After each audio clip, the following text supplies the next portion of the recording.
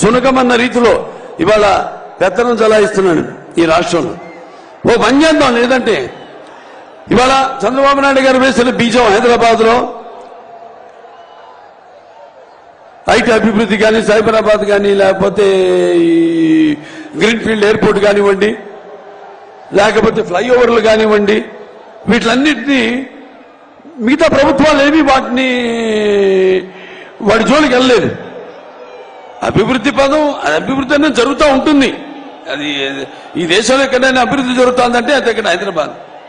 ఆ తర్వాత మన జగన్ని అక్కడికి ఒకసారి పంపిస్తే ముఖ్యమంత్రిని వాళ్ళు చేస్తే విధ్వంసం, కష్టం, నష్టం అనేది ఎలా ఉంటుందో ఒకసారి తెలుస్తుందని మీ అందరికీ తెలియజేసుకుంటున్నాను. అక్కడే రాకముందే సరిహద్దుల్లోనే కాల్చిపారు దొబ్బుతారు అసలు రానికుండా. అంటే నేను అనేది ఏంటంటే అటువంటి ఒక ఉద్యమం రావాలి మీ అందరిలో. ఇవాళ మీ భవిష్యత్తు మీ చేతుల్లో ఉంది, మీ బిడ్డల భవిష్యత్తు మీ ఓట్లలో ఉంది, మీ యొక్క రాష్ట్రం భవిష్యత్తు మీ ఓటుల్లో ఉంది. అందరూ ఉద్యమించాలి. కులాలు మతాలు ఇవి కాదు.